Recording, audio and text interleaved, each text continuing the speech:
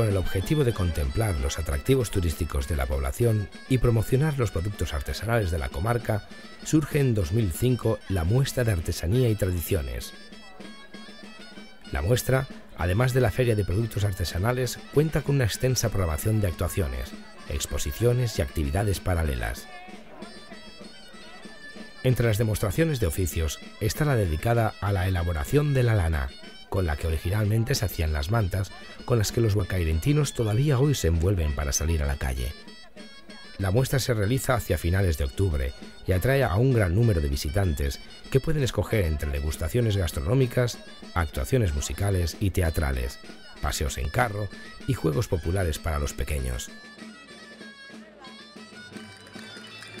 De música y baile, de folclore bocairentino y de la baita albaida, saben y mucho los miembros del grupo de danzas Cardaors.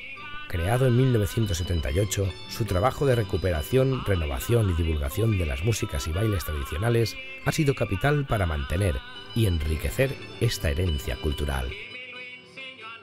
Cardaor es también el sobrenombre con el que se conoce a los habitantes de Bocairent, en referencia a la tarea de cardar la lana para confeccionar los tejidos.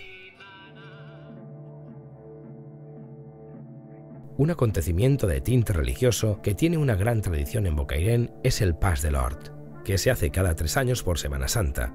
Se trata de la representación de la pasión y muerte de Jesucristo, hecha por los propios vecinos en escenarios naturales del pueblo.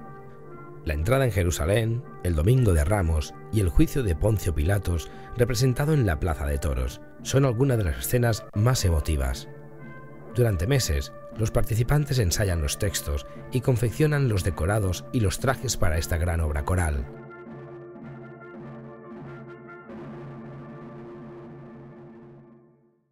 Para conocer Bocairent y poder disfrutar de todos los encantos que guarda esta población al visitante, le harán falta unos cuantos días.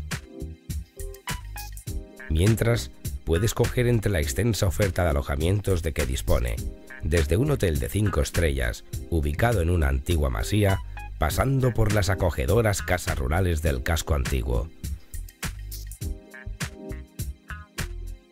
Las masías de fuera del casco urbano, rodeadas de campos y naturaleza. El camping en mitad de la Sierra Mariola.